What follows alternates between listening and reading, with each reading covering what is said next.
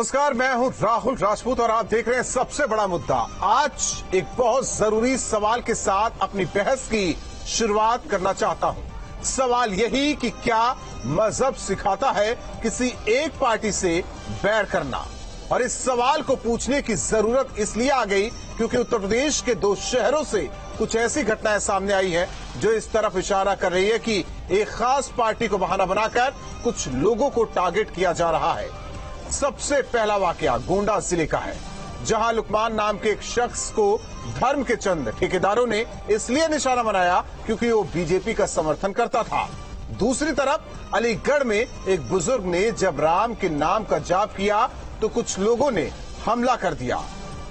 इस तरह की घटनाओं पर तमाम सवाल खड़े होते हैं, जैसे साजिश के तहत क्या फैलाई जा रही है सहिष्णुता? यूपी में माहौल बिगाड़ने की क्या कोशिश की जा रही है? धर्म के नाम पर अधर्म फैलाकर किसका फायदा होगा? मजहब के बहाने समाज में क्या घोला जा रहा है जहर? सियासी दंगल में आखिर धार्मिक एंगल क्यों? इन्हीं सवालों के साथ अपने मेहमानों से चर्चा, लेकिन उससे पहले एक रिपोर्ट।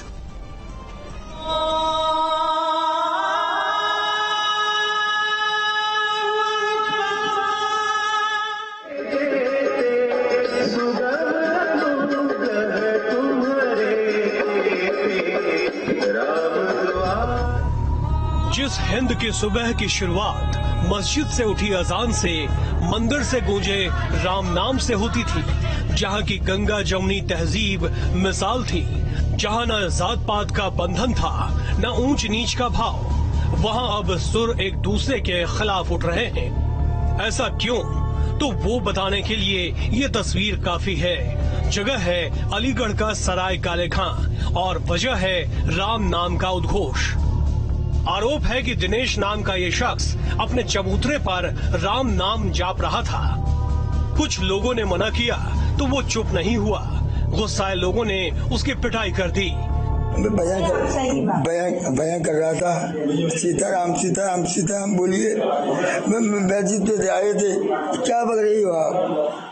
मुझे मार दिया पर छोड़ने लगा। मैं लड़ना नहीं चाहता हूँ, कमजोर है। मुझे नहीं मालूम क्या बात है, मतलब मैं क्या चीज था, मतलब मुझे नहीं मालूम था। तो अपने भजन में आराम था। सीताराम सीताराम सीताराम बोलिए। बालाजी महाराज का नाम तो लीजिए।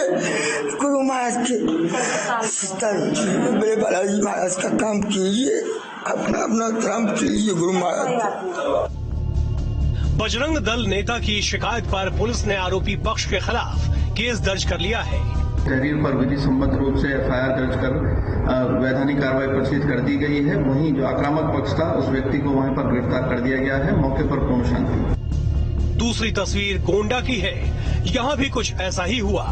बनकटवा गांव में बीजेपी नेता लुकमान सुबह नमाज पढ़कर आ रहे थे, तभी गांव के ही लोगों से उनकी लाउड स्पीकर को लेकर बहस शुरू हो गई।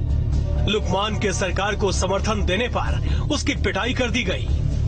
आज सुबह फजर नमाज के बाद मैं और मेरा भाई नमाज पढ़ने के बाद बाबा के मजार पे घर के पास में थोड़े से जाने लगे। वहाँ पे कुछ लोग मिल गए, जलीस और उनके साथी कुछ 4-6 लोग लड़के वो मिल गए। रास्ते में रोका और बहस होने लगी। कहने लगे कि तुम लोग नमाज या बाबा के क्यों जाते हो, क्योंकि तुम भी काफिर हो, क्योंकि तुम और तुम्हारे परिवार वाले सब भाजपाई है और उस पार्टी से जुड़े हैं जो आज मस्जिद और मदरसों से।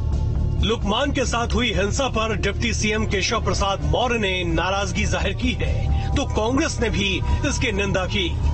ऐसी चीजें नहीं करनी चाहिए। जो इस मानसिकता से कहीं पर भी किसी विशेष तौर से भाजपा के अल्पसंख्यक मोर्चे से जुड़े हुए कार्यकर्ताओं के साथ व्यवहार कर रहे हैं, वो अनुचित है। और राजनीतिक दल कोई किसी का हो सकता है, किसी के पार्टी के लिए काम कर सकता है, किसी को वोट दे सकता है, लेकिन इसके आधार पर विरोध नहीं होना चाहिए। संविधान सबको अपना धर्म मानने का बराबर का हक देता है और जो लोग संविधान के इतर बात करते हैं उनके खिलाफ कानूनी धाराओं में कार्रवाई होनी चाहिए। धर्म की आड़ में अधर्म फैलाने की ये कोशिश है, उस तहजीब तमीज को दरकिनार करने की साजिश है जिसे सालों से हमारी संस्कृति ने संजोए रखा था। उम्मीद है अधर्म के इन काले बादलों के बीच दूरी मिटा देने वाली किरण जल्द रोशन होगी। Team news state. और हमारे साथ मेहमान जुड़ चुके हैं मोहम्मद अतीक जी, जो कि राष्ट्रीय सह सचिव मुस्लिम लीग, यतिमा चेतनानंद सरस्वती जी, जो कि हिंदू धर्मगुरु हैं, हमारे साथ है, जुड़ी हुई हैं अभिषेक वाजपेयी जी, प्रवक्ता समाजवादी पार्टी। आप तीनों मेहमानों का स्वागत है चर्चा में। और इसके अलावा हमारे सहयोगी आलोक पांडे भी हमारे साथ जुड़ रहे हैं। शुरुआत मोहम्मद अतीक जी आपसे करेंगे। क्या एक मुस्लिम शख्स वो बीजेपी का समर्थन नहीं कर सकता? क्या एक हिंदू शख्स राम नाम का जाप नहीं कर सकता? क्योंकि अलीगढ़ और गोंडा से जो तस्वीर आई वो यही दर्शाता है कि कुछ लोग चाहते हैं कि उत्तर प्रदेश में कुछ ऐसा हो कि विश्व के मानचित्र पर उत्तर प्रदेश का नाम खराब हो।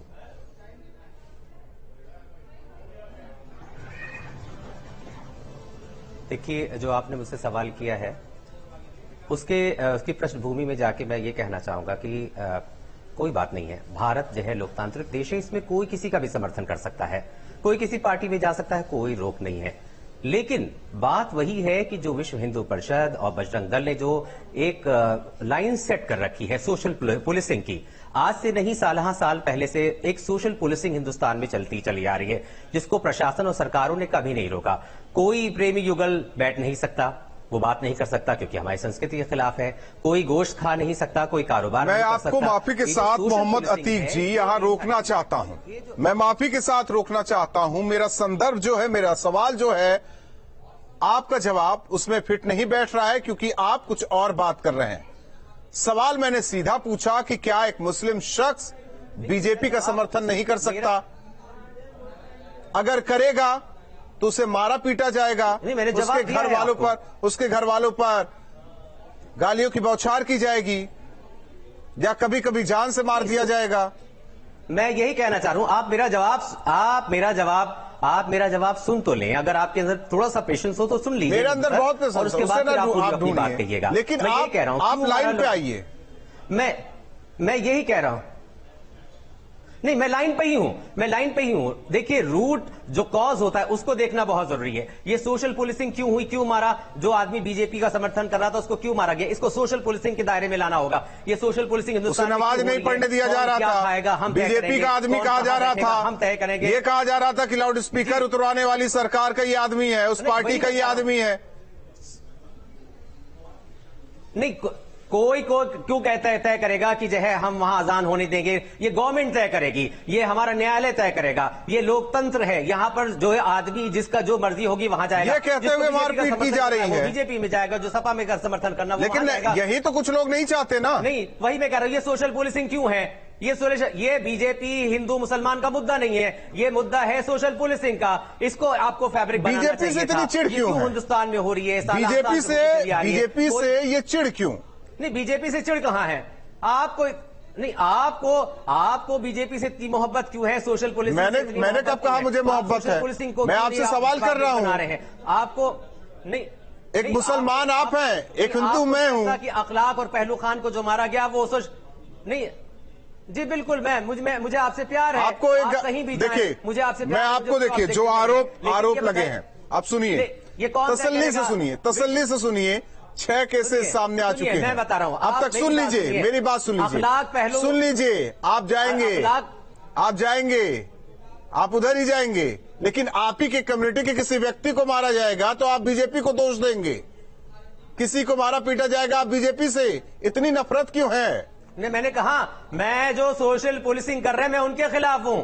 मैं तो कह रहा हूं वो गलत मारा गया है। क्यों मारा? जिस आदमी का दिल है, लोकतंत्र है, कहीं भी जा सकता है, लेकिन ये सोशल, लेकिन मारा पीटा जा रहा है। यतिमा चेतनानंद जी, और हाँ, जब बीजेपी का कोई मुस्लिम मारा जाए तो कार्रवाई होनी चाहिए, संवैधानिक दायरे में कार्रवाई होनी चाहिए। जब उससे इतर हो तो मुस्लिम समाज उस पर बेवजह एलिगेशन लगाया जा रहा है, बेवजह मारपीट की जा रही है। ये समझ से परे है। ये दोहरा चरित्र क्यों? किससे मारपीट की जा रही है? देखिए, किसी से भी मारपीट करने का अधिकार देश का संविधान नहीं देता, लेकिन कुछ लोगों ने ये ठेका ले रखा है कि वो कानून अपने हाथ में लेंगे और हर उस व्यक्ति को जो सनातनी परंपराओं को फॉलो करना चाहता है उसके साथ मारपिटाई करेंगे, उसे धमकाएंगे। ये तो इस्लाम खुल के कहता है कि अल्लाह के सिवा अगर आप किसी की इबादत करेंगे तो आप पर कुफ्र आएगा, आप गुस्ताखे रसूल हो जाएंगे। आप इनकी जो पूजा पद्धति है वो इस बात को कहती है, उसके अंतर्गत मारपीट हो रही है। कहाँ जिस देश में हम लोग रहते हैं उस देश में कैसे ये जायज ठहराया जा सकता है कि कोई व्यक्ति किसी विशेष पार्टी का हो, सिर्फ उसके लिए उसके साथ मारपिटाई हो जाए, चाहे वो किसी भी धर्म का हो। इससे क्या लेना देना है? अगर लेना देना नहीं है तो ऐसे केसेस सामने क्यों आ रहे हैं? यतिमा चेतनानंद जी, क्योंकि राहुल जी, क्योंकि ये बहुत पिछले 5 साल जो सुशासन रहा उत्तर प्रदेश में, जिस तरीके से एक भी दंगा सामने नहीं आया, दंगाइयों की हिम्मत नहीं हुई उत्तर प्रदेश को अस्थिर करने की, ये कोशिश है उस स्थिर उत्तर प्रदेश। ठीक है यतिमा चेतनानंद जी, आप बने रहिए हमारे साथ। भी चर्चा में राकेश त्रिपाठी जी, प्रवक्ता बीजेपी, हमारे साथ जुड़ रहे हैं। राकेश त्रिपाठी जी, क्यों बार बार ये तस्वीर आ रही है? बीजेपी से जुड़ा कोई मुस्लिम शख्स है तो मारो पीटो उन्हीं के समुदाय के लोग, राम नाम की जाप करो तो मारपीट हो। कुशीनगर, प्रतापगढ़, कानपुर, बरेली, अलीगढ़, गोंडा, ऐसी तस्वीर क्यों? देखिए राहुल जी, वास्तविकता में जो लंबे समय तक नैरेटिव गढ़ा गया ना कि भारतीय जनता पार्टी की सरकार आपके खिलाफ रहेगी, मुसलमानों का नुकसान करेगी, इस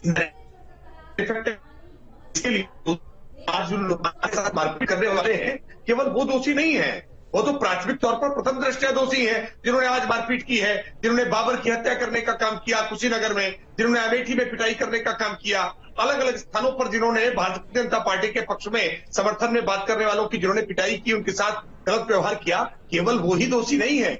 वास्तविकता में इसके असल दोषी ये सपा, बसपा, कांग्रेस, आम आदमी पार्टी जैसे तमाम पॉलिटिकल पार्टी के वो जहरीले नेता हैं जिन्होंने भारतीय जनता पार्टी के खिलाफ लगातार जहर उगला है और मुसलमानों के बीच में लगातार ये अफवाहें फैलाई है कि भारतीय जनता पार्टी आपके दुश्मन है, भारतीय जनता पार्टी आपका नुकसान करने वाली है।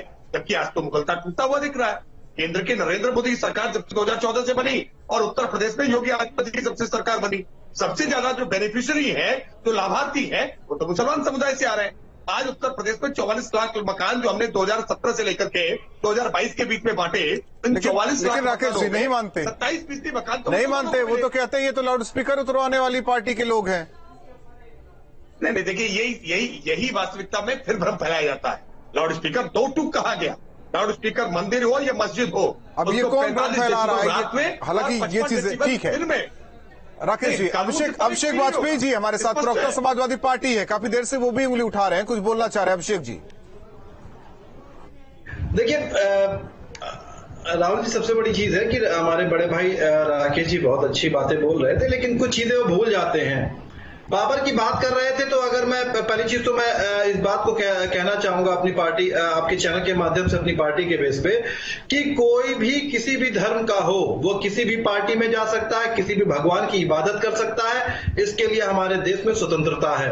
ये बहुत ही निंदनीय है। अगर किसी ने जिसने भी मारपीट की है उसके ऊपर कठोर से कठोर कार्यवाही होनी चाहिए, नंबर 1 बात।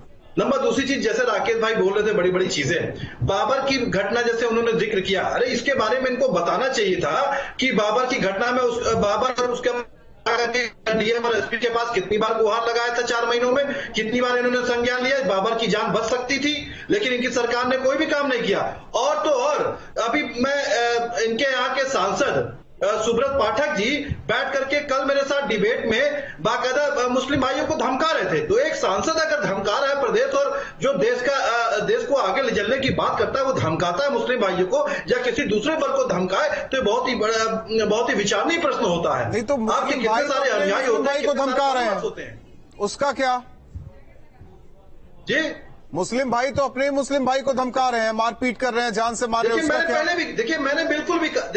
मैंने पहले भी कहा कि कोई भी व्यक्ति कानून को हाथ में ना ले, और ले रहे हैं ना सर, अभिषेक वाजपेयी जी ले रहे हैं, उतना भी ठीक है। चलिए मैं ठीक है एक समुदाय विशेष की बात कर रहा हूं, चलिए इतना भी मान लेते हैं। अलीगढ़ में उस बुजुर्ग शख्स की क्या गलती थी? चबूतरे पे बैठकर राम नाम की जाप कर रहा था वो। आप होंगे किसी धर्म विशेष के, आप मारेंगे पीटेंगे किसी को? कोई भी किसी को भी अधिकार ही नहीं है, किसी को भी अधिकार नहीं है। ये नैरेटिव क्यों सेट किया जा रहा है कि बीजेपी की सरकार मुस्लिम विरोधी है? कोई भी गुरुद्वारा जा सकता है। ये नैरेटिव कौन सेट कर रहा है? ये उनके दिमाग में कौन भर रहा है? नहीं, जो भी है उन लोगों का पता लगा करके उनके ऊपर सख्त से सख्त कार्रवाई होनी चाहिए। बीजेपी का कहना ये तो शुरू से होता आया है, पिछले 6 साल उसमें समाजवादी पार्टी का भी नाम है। समाजवादी पार्टी कहती रही बीजेपी की सरकार आएगी तो मुस्लिमों की ऐसी तैसी हो जाएगी, उसी सोच के साथ वो कर रहे हैं ये सब। देखिए राहुल जी, इसको भी आप देखिए कि जब से भारतीय जनता पार्टी आई है तब से ऐसे क्यों अफवाह फैल रहे हैं? ठीक है, क्यों अफवाह फैल रहे हैं? इसी पर हमारे सहयोगी, ठीक है, इसी पर हमारे सहयोगी आलोक पांडे हमारे साथ जुड़े हुए हैं। आलोक, जो अभिषेक वाजपेयी जी सवाल उठा रहे हैं, कहीं ना कहीं लगता है कि जो शांत माहौल उत्तर प्रदेश का है उसे भड़काने की कोशिश तो नहीं? क्या कुछ लोग अपना एजेंडा सेट करना चाहते हैं?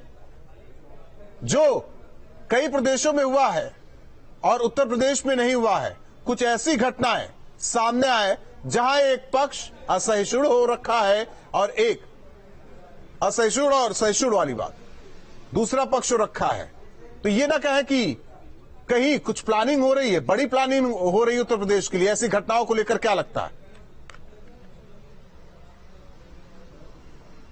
राहुल, देखिए, दोनों ही घटनाओं में हम एक चीज तो बिल्कुल साफ देख पा रहे हैं, जहां पे हम लोगों ने ग्राउंड जीरो पे जाके रिपोर्टिंग भी की कि गोंडा का हम एक अलग मामला देख रहे हैं कि आपस की बिरादरी है, लेकिन चूंकि उनका भारतीय जनता पार्टी से कहीं ना पॉलिटिकली वो अटैच थे, इस वजह से उनका विरोध किया गया, उनको मारा गया, पीटा गया। और दूसरा अलीगढ़ की हम घटना देख रहे हैं। हमें देख रहे हैं कि धर्म को लेकर के एक तरफ कहीं न भड़काने का काम हुआ। हमने पूरे चुनाव में देखा इस बात को चुनाव बहुत दूर नहीं गए अभी, उसके बाद सरकार बनी है।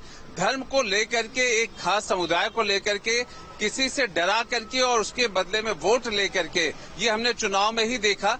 दूसरी बात यह है कि जब सरकार बन गई है, चुनाव भारतीय जनता पार्टी जीत गई है, योगी फिर वापस से दोबारा मुख्यमंत्री बन चुके हैं, ऐसे में इस तरह की घटनाओं से ये एक बात तो बिल्कुल साबित है कि राजनीति कैसे भी चलती रहे, किसी भी तरीके से सत्ता को घेरने की कोशिश लगातार करते रहे, ये साफ नजर आ रहा है। दूसरी बात ये जरूर कहेंगे कि मुख्यमंत्री बनते ही जो दिशा निर्देश दिए गए हैं, जिस तरह से कानून व्यवस्था को एकदम से सख्त और मजबूत रहने के लिए कहा गया है, ऐसे में कार्रवाइयां भी जरूर हो रही हैं, लेकिन ये पक्ष जरूर साफ साफ है कि धर्म को लेकर के एक राजनीति बहुत ही साफ नजर आ रही है कि कैसे भी करके सरकार को, सत्ता के पक्ष को बदनाम किया जाए, वरना न हम गोंडा की इस तरह की घटना देख पाते और न ही अलीगढ़ की, क्योंकि इसके ऊपर कोई भी मुख्य बात है कि अगर घटना हो रही है तो सत्ता अपना काम कर रही है, कार्रवाई कर रही है, लेकिन विपक्ष को जरूर ये जवाब देना चाहिए कि ऐसा क्यों हो रहा है। मोहम्मद अतीक जी, आप भी मुस्लिम और हिंदू मुस्लिम भाईचारा बना रहे, अपील लोगों से करते रहिए। आ रहे हैं वाजपेयी साहब, आ रहे हैं। मोहम्मद अतीक जी, मुस्लिम का दुश्मन कब से होने लगा है?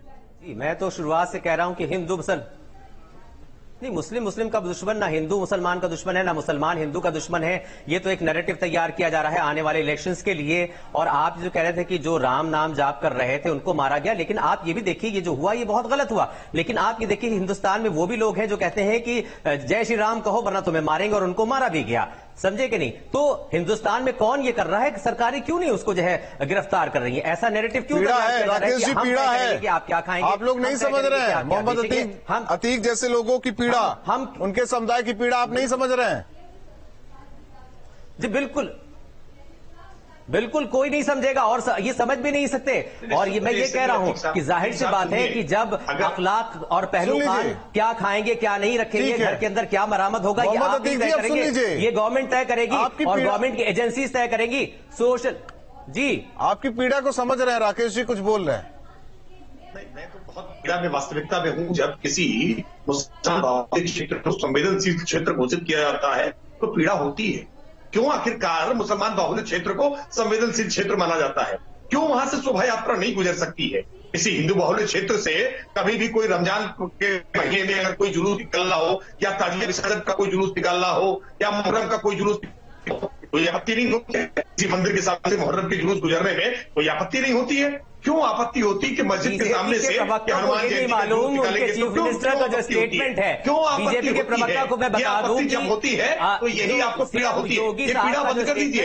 ये आप मस्जिद के सामने से अगर जुलूस निकल रहा है तो पीड़ा लेना करना बंद कर दीजिए। ये भारत है, हिंदुस्तान है। हिंदुस्तान में भारत में ये जहां से भी जुलूस निकलना होगा, अगर उसको वैधिक तौर पर परमिशन है तो वो जुलूस को निकलने से कोई मुल्ला मौलवी नहीं रोक सकता है। इस बात को समझ लीजिए। अगर विधिक तौर पर परमिशन जुलूस की है तो केवल मस्जिद है सामने, इसलिए कोई मुल्ला मौलवी उसको रोक दे, यह कानूनी अधिकार नहीं है। अब सामने भीड़ को देखकर, शख्स को देखकर राम नाम का जाप होगा क्या? नहीं, शख्स को देख के नहीं, राम नाम का जो जाप करेगा उस पर हमला होगा, ये तय कर रहे हैं। देखिए जहांगीरपुर में दिल्ली में क्या हुआ वो सबने देखा है ना, किस तरीके से गोली चलाई गई, किस तरीके से शोभा यात्रा में पथराव हुआ। खरगोन में क्या हुआ ये सबने देखा। तो आगे आदि मानसिकता के पीछे कौन है? अतीक जी उन लोगों का नाम क्यों नहीं बताते हैं? एक मुर्तजा जो जिसको ये लोग मानसिक विक्षिप्त घोषित करने में लगे हुए थे, उसके संबंध IAS से पाए जाते हैं, उसके ऊपर कोई बात क्यों नहीं करते हैं? और अपने ही लोगों को, क्योंकि वो बीजेपी से है या उनकी सनातन में आस्था है, अपने ही लोगों से के साथ ये मारपीट कर रहे हैं। इसका अर्थ क्या है? इसका अर्थ ये है कि ये चाहते हैं कि इस देश को शरिया के हिसाब से चलाया जाए, लेकिन ये होने वाला तो नहीं है ना अतीक जी। ये होगा, आप जिस सोशल पुलिसिंग की बात कर रहे हैं उस सोशल पुलिसिंग में दूसरे के साथ संवेदना। वाजपेयी जी को थोड़ा टाइम दीजिए। वाजपेयी जी भी कुछ कहना चाह रहे हैं। राहुल जी, मुझे लगता है कुछ जो तथाकथित जो पार्टियां हैं, जो धर्म के ठेकेदार हैं, ऐसा तो नहीं कि 2024 की रणनीति के अनुसार वो आगे बढ़ रहे हैं। अगर हिंदू मुस्लिम एक हो जाएंगे, असल में सुनिए धर्म की ठेकेदारी आपको हर चीज चुनाव के दृष्टिकोण से नजर आती है। आपने इस देश में इसी तरीके से राजनीति की है। वाजपेयी जी सबसे ज्यादा तो वोट मुसलमानों का समाजवादी करने के लिए वो हिंदू मुस्लिम की एकता बरकरार कर रहे हैं। और जैसा कि अभी राकेश जी बोल रहे थे, राकेश जी ध्यान होना चाहिए, एक इतने सारे जुलूस होते हैं जहाँ पे मुस्लिम भाई, जहाँ पे सिख भाई, हर कोई जुलूस में बाकायदा नारियल पानी भी देता है, पकौड़ी भी देता है, बहुत सारी प्रवाइजन भी देता है। तो इस तरीके से आप ना कहें। देखिए, हमको आप सब लोगों को ये देखना पड़ेगा कि कैसे हिंदू मुस्लिम सिख ईसाई की एकता को आगे लेकर के चलें। हमें उस पर ध्यान देना पड़ेगा, क्योंकि आप सिर्फ धर्म के नाम पे अगर ठेकेदारी करेंगे इस तरह से काम नहीं चलेगा। क्योंकि अगर आप जानते हैं कि अगर समाजवादी पार्टी तो ऐसा करती नहीं जाएगी तो आपकी राजनीति है ना। हो जाएगी। अभिषेक वाजपेयी जी, समाजवादी पार्टी तो करती नहीं है ऐसे। देखिए, हम धर्म की ठेकेदारी नहीं करते हैं बैठ करके ना, हम विकास के मुद्दों की बात करते हैं, मुद्दों की बात करते रहेंगे। आप धर्म के नाम पे लोगों को मुद्दों की बात करते हैं, जो लोग राम मंदिर बनाने के लिए कार सेवा करते हैं, आप उन पे गोलियां चला देते हैं। कौन सी धर्म किस चीज की बात कर रही हैं आप? तुष्टीकरण करते हैं मजहब का। अभिषेक जी तुष्टीकरण करते हैं मजहब का। आप चारों मेहमानों का बहुत बहुत धन्यवाद हमारे साथ जुड़ने के लिए। आलोक पांडे जी, आपका भी बहुत बहुत धन्यवाद हमारे साथ जुड़ने के लिए, जानकारी देने के लिए। लेकिन जाहिर तौर पर जिस तरीके से लगातार घटनाएं आ रही, कुशीनगर हो, कानपुर या अमेठी या गोंडा और अलीगढ़, ऐसी तस्वीर आखिर समाज में पेश क्या करना चाहती है? एक मुस्लिम व्यक्ति क्या बीजेपी का सपोर्टर नहीं हो सकता या कमल का झंडा नहीं उठा सकता? अगर उठाता है तो उसे उसी के समुदाय के लोग मारते पीटते हैं, गाली गलौज करते हैं। एक शख्स चबूतरे पर बैठकर राम नाम का जाप करता है, लेकिन दूसरे समुदाय को लोगों को ये नागवार गुजरता है और उससे मारा पीटा जाता है। आखिर क्या एक समुदाय विशेष को बीजेपी से भय है? अगर बीजेपी से भय है तो लाभार्थियों की एक सूची देख ले कि आखिर बीजेपी ने किन किन को योजनाओं का लाभ दिया है। और जो बीजेपी के नेता दावा करते हैं कि सबसे ज्यादा लाभार्थी अल्पसंख्यक है, तो ऐसे में उस विशेष समुदाय को भी सोचना चाहिए कि सरकार अपना काम कर रही है और वो अपना काम करे, समाज में शांति व्यवस्था बनी रहे, ये उनकी भी जिम्मेदारी है। इसी के साथ सबसे बड़ा मुद्दा में आज के लिए बस इतना ही।